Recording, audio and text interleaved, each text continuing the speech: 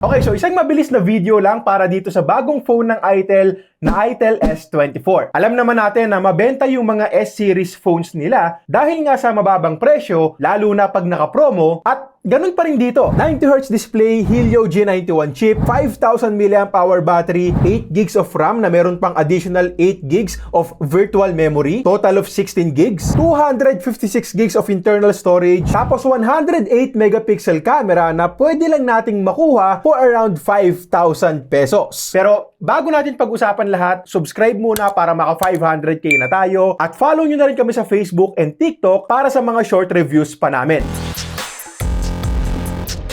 Okay, so dahil camera ang pinaka-pinagmamalaki ng Itel dito, kasi nga 108 megapixels sa less than 6K, less than 5K na promo price, eto na yung unahin natin. Of course, aware naman tayo na marami pang ibang factors na makakaapekto sa mismong actual output ng camera. Hindi naman megapixels lang, so tignan natin kung anong kaya nitong gawin. Eto yung mga nakuha naming shots gamit ang main cam, at sa totoo lang, impressive to para sa 5 to 6K na presyo. Well, syempre hindi para mag-expect ng sobra-sobra.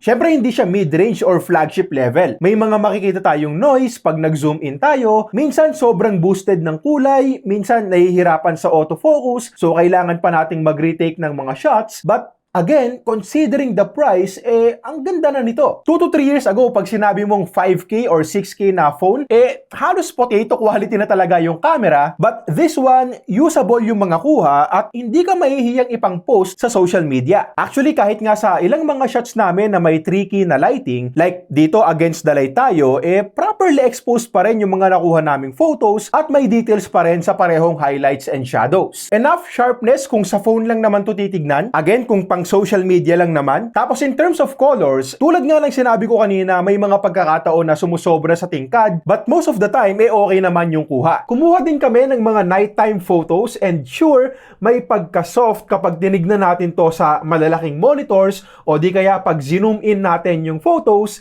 but honestly, na-impress ako sa overall quality considering na nasa 5K nga lang to, kasi napapaliwanag niya talaga yung mga kuha at hindi na masama yung quality pang social media. Properly exposed din yung mga LEDs, tsaka real talk lang, wala din namang magzo-zoom ng pictures natin sa social media. Selfie camera, okay na rin para sa isang 5 to 6K na phone. Minsan may struggle sa autofocus, as much as possible, steady na lang natin yung mga kamay natin kasi makakatulong talaga yun para maiwasan yung mga blurred photos. At pag nakakuha na tayo ng maayos, hindi na rin masama yung quality. Proper lighting lang din talaga dapat, syempre, and pansin ko rin na natural looking yung skin tones dito. Sa videos naman, 5 to 6K mo, naka 2K resolution ka na. Unlike sa iba na limited lang sa 1080p, sure, hindi yan usable kung maglalakad-lakad ka or nagva-vlog ka kasi wala yung stabilization sa ganyang resolution, so dapat naka-tripod ka dyan or steady lang dapat yung kuha, but still, mas okay pa rin na meron tayong ganyang option para sa mas sharp na videos. Tsaka meron din namang ultra steady mode kung sakaling maglalakad-lakad ka, yun nga lang, bababa tayo ng 1080p at hindi rin sobrang stable. Okay, so eto naman yung video quality gamit ang front-facing camera nitong Itel S24.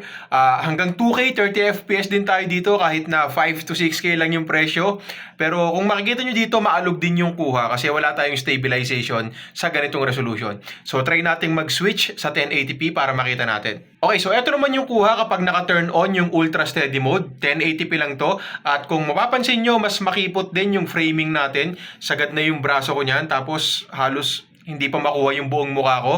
And by the way, gamit ko nga rin pala ngayon yung built-in microphones nitong S24. So let me know na rin sa comment section kung good sa inyo yung parehong audio at video. Now, again, hindi ko sinasabing sobrang ganda or mala 15, 20, 25K yung level ng quality dito. Hindi naman ganon. Sa nakikita ko lang, maganda yung camera para sa isang 5 to 6,000 pesos na smartphone. Next naman, pag-usapan natin yung performance. Actually, ito yung unang phone na nasubukan ko na may Helio G91 chipset. And yes, hindi siya le-level sa G99 chip. So, sabihin ko na rin kaagad na kung more on performance ang priority mo para sa isang budget phone, mas matutuwa ka sa Itel RS4 na ginawan din natin ng video last time. Dito kasi more on camera yung focus nila, pero hindi ibig sabihin na hindi na okay yung performance para sa presyo. More than 270k din naman yung nakuha nating Antutu benchmark score. At kung benchmark score lang ang usapan, mas lamang pa to ng konti dun sa Snapdragon 6S Gen 1 ng bagong Oppo A3 na nasa 9,000 pesos. So, again, palag-palag pa rin yung ganitong klase ng performance para sa price.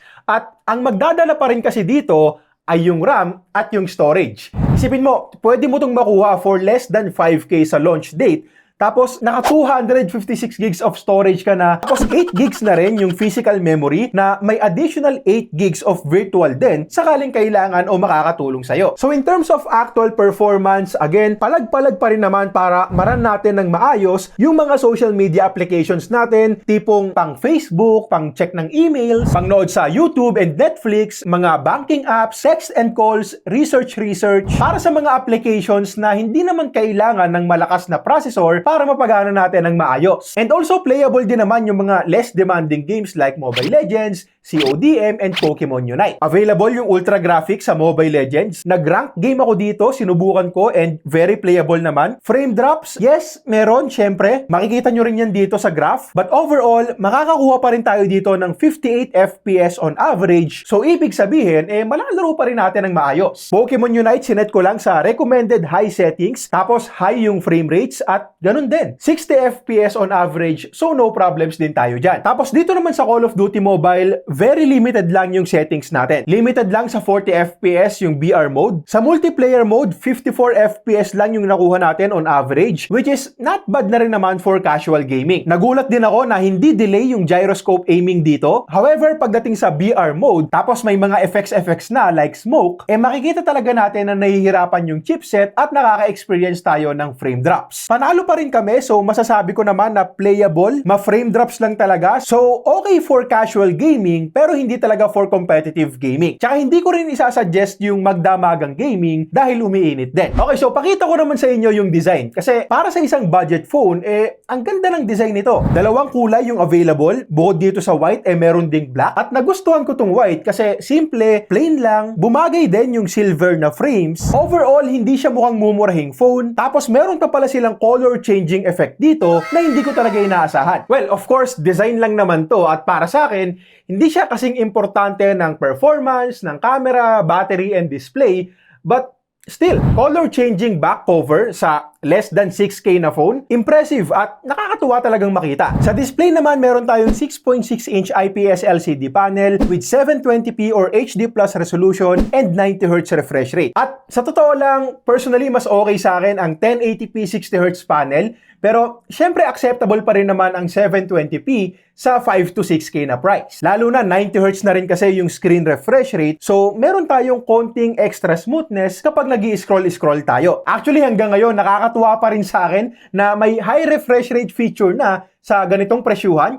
Naalala ko na naman kasi yung 55K iPhone 16 na naka 60Hz pa rin hanggang ngayon.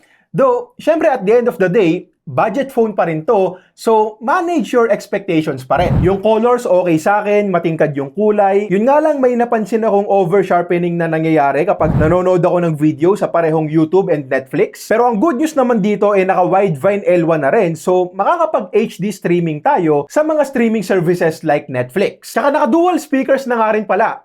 Hindi ko alam kung paano nila nagagawa yan sa ganitong price, pero malakas yung speakers and yung mismong sound quality, pwedeng-pwede na rin para sa presyo. Hindi na talaga para magreklamo. Yung brightness, sapat lang for indoor use. Kung outdoors gagamitin, pwede pa rin naman. Wag lang syempre yung nakatuto ka talaga sa sikat ng araw. So, silungan na lang natin kasi mahihirapan tayo doon. At so far, naging responsive din naman yung screen sa mga pindot ko nung naglalaro ako ng games. 5,000 mAh yung battery capacity, so same lang din sa karamihan ng mga Android phones ngayon, malaking battery din. Hindi pa ako nakakapag-run ng PC Mark battery test.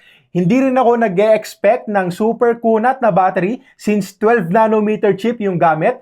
But most probably pang isang araw na gamitan din naman to kung hindi ka maglalaro ng games magdamag. Depende syempre sa kanya-kanyang paggamit natin. Charging time medyo matagal pero acceptable pa rin naman. 18-watt charging yung meron tayo dito. Kung 10-watt charging yan, X yan, pero 18 watts sa 6K, pwede pa rin naman. From 10%, 41% ang inabot after 30 minutes, tapos almost 2 hours naman para mapuno at 100%.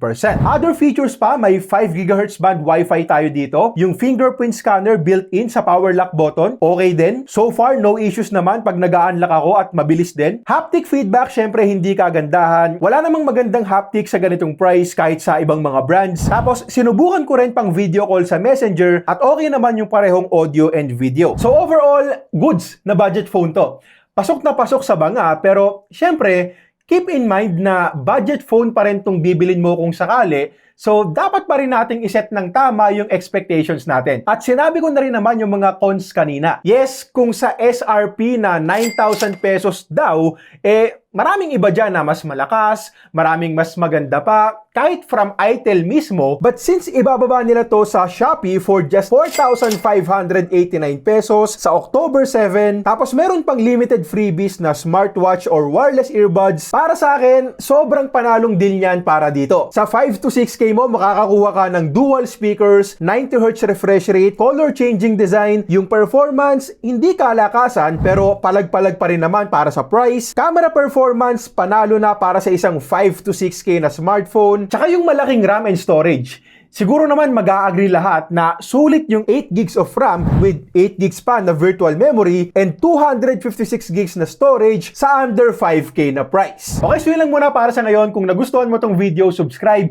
Links kung saan pwedeng makabili, ilalagay ko lahat sa description. At para sa iba pang mga ITEL phones, click mo lang tong mga videos na to.